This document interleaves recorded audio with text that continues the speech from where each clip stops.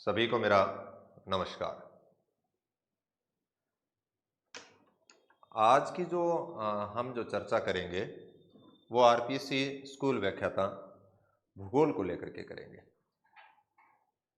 इसमें दो तीन चीज़ों के ऊपर हम बात करेंगे कि हमारी तैयारी की रणनीति कैसे व क्या होनी चाहिए, समय का मैनेजमेंट हम किस प्रकार से करें और पाठ्य सामग्री हमारी कौन कौन सी हमें काम में लेनी है।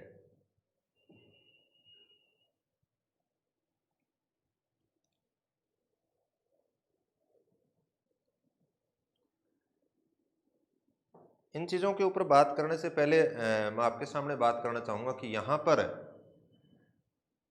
स्कूल लेक्चरर का जो हमारा पैटर्न है उसमें दो पेपर होंगे, पेपर फर्स्ट और पेपर सेकंड। पेपर फर्स्ट के अंदर 75 प्रश्न आएंगे और पेपर सेकंड के अंदर 150 प्रश्न आएंगे। इस रणनीति के ऊपर हम चर्चा करेंगे। यहाँ पर 75 जो प्रश्न हैं वो पेपर फर्स्ट में हो गए और 150 प्रश्न पेपर सेकंड के अंदर हो गए। तो इसमें लगभग पहले पिछली जो भर्ती थी उस समय तक 120 प्रश्न आते थे सब्जेक्ट के, लेकिन लास्ट ईयर का जो पेपर था उसमें 130 प्रश्न ज्योग्राफी के आए थे और 20 प्रश्न मनोविज्ञान के आए थे। तो यहाँ पर हमें ये चीज़ समझनी होगी कि आज की जो हम मेन जो चर्चा करेंगे वो तो विषय को लेकर के करेंगे, लेकिन शुरुआत के अंदर थोड़ी सी संक्षिप्त में मैं जो बात करना चाहूँगा वो पेपर फर्स्ट के संदर्भ में भी हम बात करेंगे कि हमारी रणनीति किस प्रकार से हमें तैयारी के समय रखनी है। 130 प्रश्न सब्जेक्ट के हैं और 20 यहाँ पे जो आएंगे वो मनोविज्ञान के होंगे। तो हमें जो प्लानिंग हमारी जो करनी है उस प्लानिंग के अंदर हमें यह करना है कि 1/3 जो समय है वो तो पेपर फर्स्ट के लिए रखना है और लगभग अगर मैं यूं कहूं कि जितना हमारे पास जो समय होगा 2/3 जो समय है वो हम पेपर सेकंड को देंगे। अब समय सबके पास में अलग अलग हो सकता है, किसी के पास में 10 घंटे हो सकते हैं, किसी के पास में 8 घंटे हो सकते हैं, किसी के पास में 6 घंटे हो सकते हैं। तो वो सबके अलग अलग अपना जो भी समय होगा उस हिसाब से वो डिसाइड कर लेंगे, लेकिन रणनीति हमारी ये होनी चाहिए कि 1/3 जो टाइम है वो लगभग पेपर फर्स्ट में देना होगा।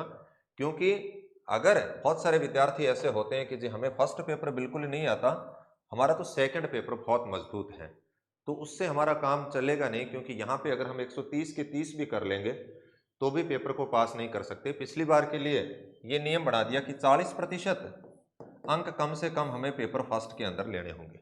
इसका मतलब 30 क्वेश्चंस यानी 30 प्रश्न पेपर फर्स्ट में अनिवार्य रूप से हमारे पास होने चाहिए, तभी हम पेपर सेकंड के लिए क्वालिफाई हो पाएंगे। तो मैं तो ये कहता हूं कि भाई ये भी इतना मुश्किल काम नहीं है कि यहाँ पे हमारे 30 प्रश्न ही ठीक न हो। 40, 45, 50 प्रश्न तक हम आसानी से ठीक कर पाते हैं अगर थोड़ी सी रणनीति के ऊपर अगर हम इसमें काम करते हैं। तो इसलिए जो 75 प्रश्न और प्लस 20 प्रश्न मनोविज्ञान को अगर जोड़ते हैं तो लगभग आप यूँ कह दीजिए कि 95% या 95 प्रश्न जो हैं वो सब्जेक्ट के अलावा होंगे। इसलिए सब्जेक्ट जितना महत्वपूर्ण है उतना ही महत्वपूर्ण हमारे लिए पेपर फर्स्ट और मनोविज्ञान भी महत्वपूर्ण है। पेपर फर्स्ट के अंदर जो 75 प्रश्न हैं उसके ऊपर मैं संक्षिप्त में आपके सामने ये बात करूंगा कि इसमें लगभग 15 से लेकर के 20 प्रश्न के आसपास है जो हिस्ट्री का पार्ट है उसमें से आते हैं। 10 या 15 के बीच में जो मैनेजमेंट का पार्ट है उसमें से आएंगे। फिर उसके अलावा मैथ, साइंस, हिंदी, इंग्लिश, ये जो है इनके किसी के 4 प्रश्न, किसी के 3 या किसी के 5 प्रश्न इस प्रकार से इनमें से आएंगे। स्टैटिक्स का पार्ट भी है, मानसिक योग्यता का भी है और करंट का भी है और राजस्थान की ज्योग्राफी का पार्ट भी है। यानी कुल मिलाकर के इसमें 7-8 छोटे छोटे पार्ट हैं जिनसे संबंधित ये प्रश्न पूछे जाते हैं। तो 1/3 समय के अंदर हमें इन चीज़ों को मेंटेन करना है और उसके साथ में ही 20 प्रश्न जो हमारे मनोविज्ञान के हैं उसके लिए भी, इनके ऊपर हम एक दिन कभी अलग से चर्चा करेंगे कि उसके लिए हमें क्या व कैसे पढ़ लेना चाहिए। आज की जो हमारी मुख्य जो चर्चा होगी वो पेपर है सेकंड को लेकर के हम करेंगे कि पेपर सेकंड के अंदर जो 130 प्रश्न जो आते हैं,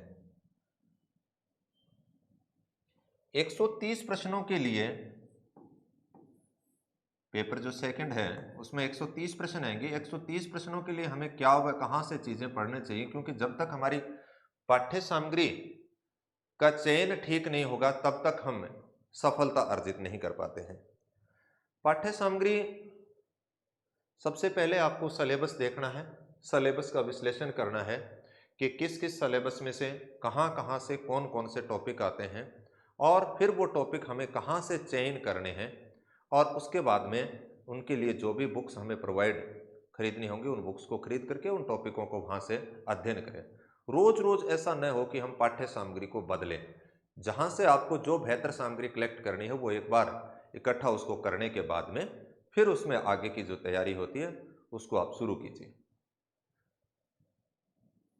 यहाँ पे मैं आपके साथ में जो सिलेबस की अगर बात करूँ तो इसमें अलग अलग डिवाइड कर रखा है। जैसे 12th बेस का दे रखा है, फिर उसके बाद में ग्रेजुएशन की यानी बीए लेवल की बात की गई और एमए लेवल की बात की गई। बहुत सारे विद्यार्थी ऐसे होते हैं कि जी ये बात करते हैं कि ये तो सर 12th बेस का है, ये टॉपिक बीए बेस का है, ये एमए लेवल का है। तो हमें तो टोटल टॉपिक देखने हैं, और टोटल टॉपिक देख करके आपको चाहे वो 12th बेस का हो, चाहे बीए बेस का हो, चाहे वो एमए लेवल का दे रखा हो, उस टॉपिक को बहुत ही गहनता के साथ में अध्ययन करना है। चाहे उसमें से किसी भी प्रकार का प्रश्न हम से पूछे उसको हम ठीक कर पाए। उसके लिए हमारी रणनीति क्या होनी चाहिए? उसके लिए आप जो टॉपिक का नाम दे रखा है, जैसे मैं एग्जाम्पल के तौर पे एक टॉपिक की बात करना चाहूंगा यहाँ पे। जैसे हमने बात की कि वायुमंडल के संगठन व संरचना का अगर टॉपिक दिया है, वायुमंडल का संगठन प्लस संरचना की अगर बात करें, इस टॉपिक को हम कैसे क्या ध्यान रखना है? सबसे पहले आप ये देखिए कि जहां से 11th क्लास की जो बुक है उसमें अगर ये टॉपिक वहां दिया हुआ है वहां से इसको पढ़ना।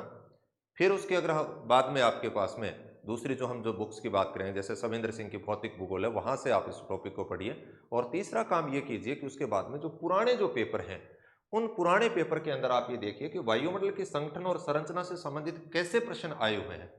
जब आप उन प्रश्नों को करते हो तो आपके सामने ये बात आएगी कि मैंने किताब में से पढ़ा तो था, लेकिन इस वे में नहीं पढ़ा जिस वे के प्रश्न पूछे गए हैं। और फिर उन प्रश्नों को हल करने के बाद में आप वापस उसी टॉपिक को पढ़िए, तो फिर आपकी जो पढ़ने का जो तरीका होगा वो दूसरों से अलग हो जाएगा, और उस टॉपिक की आप में समझ विकसित हो जाएगी कि भाई हमें कैसे और क्या क्या चीजें चयन उस टॉपिक में से करने हैं। तो एक बात तो हमें यह ध्यान रखनी है कि हमारी रणनीति के तौर पे इस प्रकार से हमें पढ़ना है।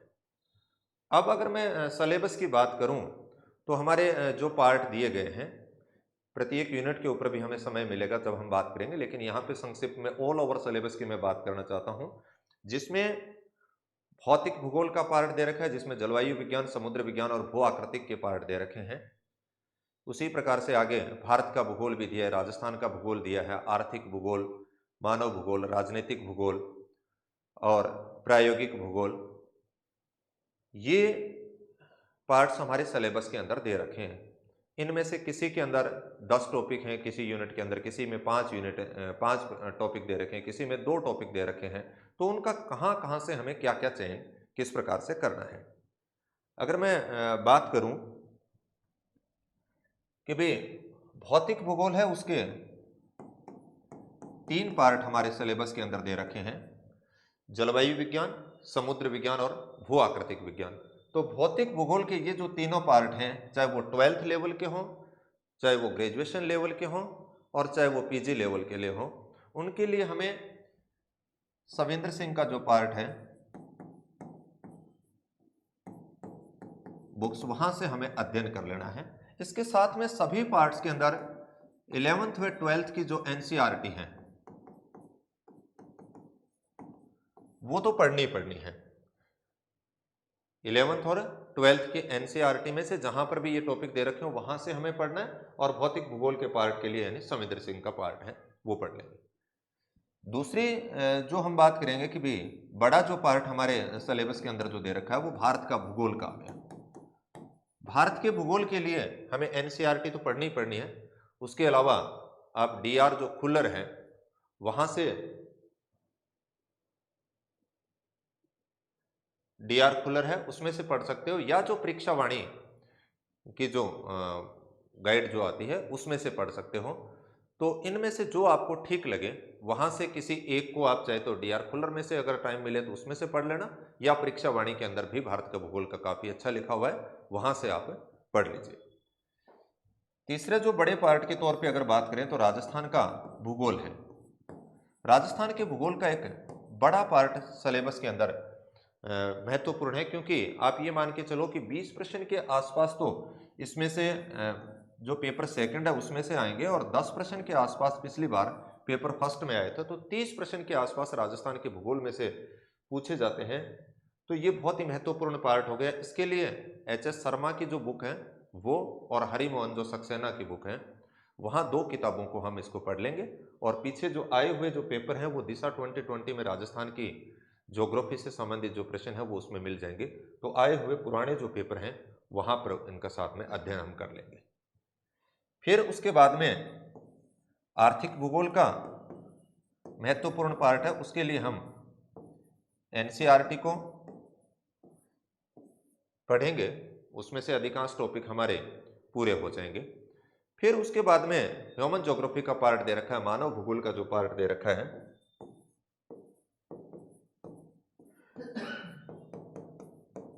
मानव भूगोल का पार्ट हम माजिद हुसैन में से कर लेंगे। और नेक्स्ट यूनिट की अगर मैं बात करूं तो भौगोलिक चिंतन का पार्ट है,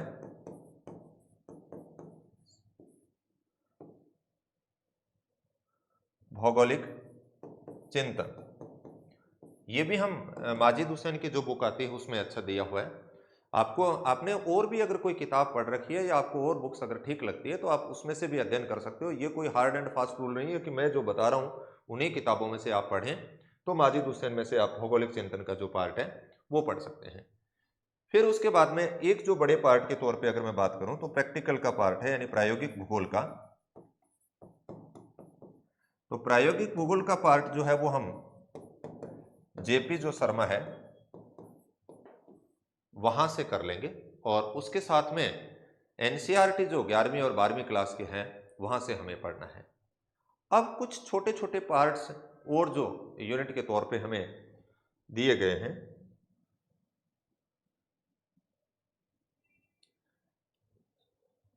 जैसे कृषि भूगोल के कुछ टॉपिक हमारे सिलेबस में हैं,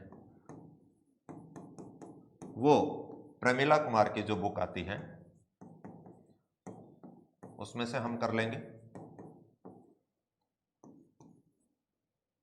राजनीतिक भूगोल का कुछ पार्ट है जिसमें सीमा और सीमांत की बात की गई है, राज्य का उद्गम और विकास की बात की गई है, बीएस जोन्स की जो थ्योरी दे रखी है, हार्टलैंड का जो सिद्धांत दे रखा है। तो ये राजनीतिक भूगोल का जो पार्ट है वो सक्सेना की बुक में से पढ़ लें। यहां से आप केवल वही टॉपिक पढ़ लेना जो आपके सिलेबस के अंदर दे रखे हैं। इसी प्रकार से आगे अगर इसमें मैं बात करूं सिलेबस में अगर है तो अर्बन ज्योग्राफी का जो पार्ट है उसमें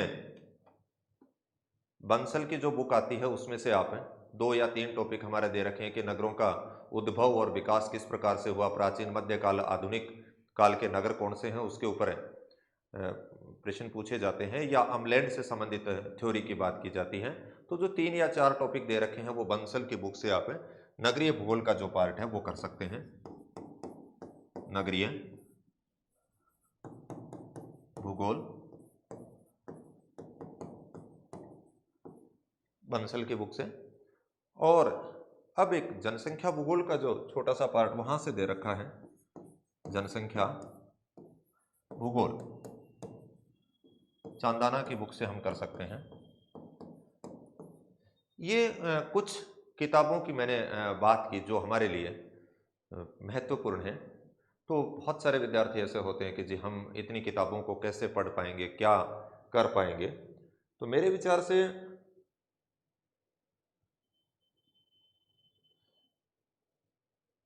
भौतिक भूगोल का पार्ट है सविंद्र सिंह का, ये लगभग 3 यूनिटों को आपका कवर कर लेगा। और मैं बात करूं तो लगभग आप यूं कह सकते हो कि 40 के आसपास प्रश्न इन 3 यूनिटों में से हमारे सामने होंगे, और 10 से लेकर के 15 के बीच में जो प्रश्न होते हैं वो आपके भारत के भूगोल के अंदर होंगे। तो ये 2 किताबें हमें यहाँ से पढ़ लेनी है।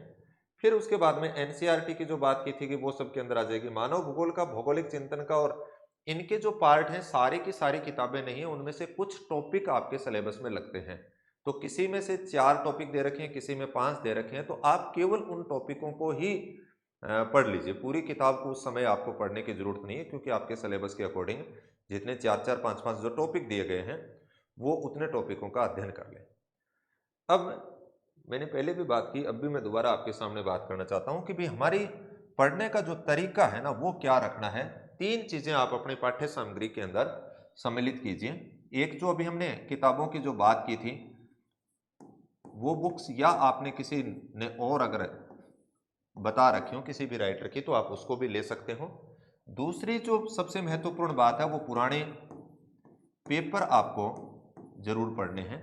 और तीसरी जो चीज़ हम बात करें तो वो हमने बात कर दी 11वीं और 12वीं की एनसीईआरटी की।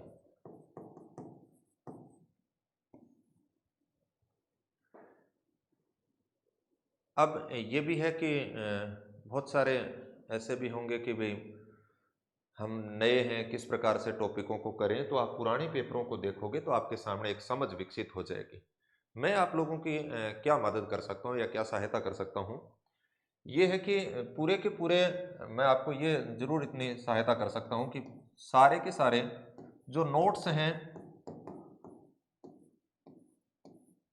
वो आपको स्कूल लेक्चरर के अवेलेबल हो सकते हैं। नीचे मोबाइल नंबर लिखे गए हैं या मैं यहाँ पे लिख देता हूँ 96 671 16 111। इसके ऊपर आप संपर्क करके नोट्सों के संदर्भ में बात कर सकते हो और मंगवा सकते हो। इसके अलावा दूसरी जो टेस्ट सीरीज की बात है वो आपको ऑनलाइन और ऑफलाइन दोनों मिल सकती हैं। तो अब बात ये भी आती है कि अगर हम नोट्स पढ़ लेते हैं तो क्या हमें किताब पढ़ने की आवश्यकता नहीं होगी? अगर आपके कंसेप्ट हैं किताबें पढ़ लेनी चाहिए, लेकिन उन्हीं किताबों की बात नोट्स में की गई है तो आपको एक जगह व्यवस्थित उस टॉपिक के बारे में बहुत सारी बातें आपको मिल जाएंगी और उसके अंदर आपको जो भी बातें ठीक लगें आप अपने हिसाब से उस किताब को पढ़ते समय अतिरिक्त अगर आपको कोई जानकारी लगे तो आप उसमें ऐड कर सकते हो और उनको अधिकतम बार अगर रिवाइज करोगे तो आपको फायदा होगा। और तीसरा, जो पढ़ने के हिसाब से बेसिक आपसे इन नोट्सों को पढ़ लीजिए, चाहे आप अपने नोट्स हैं वो अपने तो तैयार कर ही लीजिए, अपने नोट्स तैयार कीजिए 11वीं 12वीं क्लास की किताब को, और तीसरे जो पुराने पेपर हैं उनको सबको पढ़ना है और बार बार आप रिवीजन करिए। पेपर बहुत सहज बातें पेपर के अंदर पूछी जाती हैं, हम उनको उतना मुश्किल बना देते हैं कई बार कि हम साधारण प्रश्नों के अंदर गलतियां करते हैं। इसलिए जनरल से जनरल जो साधारण से साधारण बातें हैं उन सब को हमें टॉपिक के साथ में लेकर के चलनी है, क्योंकि बहुत सारी बार विद्यार्थी ऐसा होता है कि गहराई के अंदर बातों को खोजते जाता है और बेसिक जो बातें होती हैं उनको वो छोड़ देता है। इसलिए हमें गहराई के साथ साथ में बेसिक जो चीज़ें हैं उनको कवर करते हुए तैयारी करनी है। और अपने एक समय का मैनेज कीजिए कि किस प्रकार से हम टोटल टाइम जो है उसको आप यूनिट के अकॉर्डिंग आप अपना एक 3 महीने का या 4 महीने का एक टाइम बाउंड लीजिए कि उस दौरान इस यूनिटों को इस प्रकार से करना है। तो हम जुलाई के दौरान ये काम खत्म कर लेंगे, अगस्त में ये कर लेंगे, सितंबर में ये कर लेंगे और अक्टूबर में ये खत्म कर देंगे। तो कईयों के दिमाग में ये आ रहा होगा कि आज तक तो वैकेंसी ही नहीं आई, फिर हम इतना जल्दी से सिलेबस को क्यों ख़त्म करें। क्योंकि अगर आप लोगों ने ये समय अगर गंवा दिया तो जब वैकेंसी आएगी तो आपको पता ही नहीं चलेगा और आपका सिलेबस वहाँ का वहाँ ही पड़ा रहेगा। जब तक हम बाइंड अप नहीं करेंगे तो वो चीज़ पूरी नहीं हो पाएगी। इसलिए अपने को समय के अंदर खुद को एक बांधिए आप और उस टाइम बाउंड के अंदर उन चीज़ों को ख़त्म करने का प्रयास कीजिए। तो बहुत सहज और सरल तरीके से आप चीज़ों को पढ़िए। इतना ज़्यादा कोई मुश्किल नहीं होते हैं पेपर, जितने लोग मानसिक रूप से उन चीज़ों को बना लेते हैं कि भाई पता नहीं क्या पूछा जाएगा, कैसा पूछा जाएगा, मैं जो पढ़ता हूँ वो पेपर में आएगा या नहीं आएगा। वही चीज़ें पेपर में पूछी जाती हैं जो किताब के अंदर लिखी गई हैं और वही हम पढ़ रहे हैं। इसलिए मेरा चाहे आग्रह मान लीजिए चाहे विनय मान लीजिए कि आप उन चीज़ों को ही खास तौर से और खुद के ऊपर विश्वास रख के काम कीजिए, और वो चीज़ें पेपर के अंदर पूछी जाती हैं, और खुद का कॉन्फिडेंस लेवल अच्छा रखते हुए उन चीज़ों को कीजिए आप। और आगामी हम प्रत्येक यूनिट के ऊपर समय जैसे भी मिलेगा तो मैं आपके साथ में बात करूंगा कि किस किस प्रकार से किन किन चीज़ों के ऊपर कौन कौन से टॉपिक के अंदर क्या क्या व कैसे कैसे पढ़ लेना चाहिए। और आज के लिए इतना ही, धन्यवाद।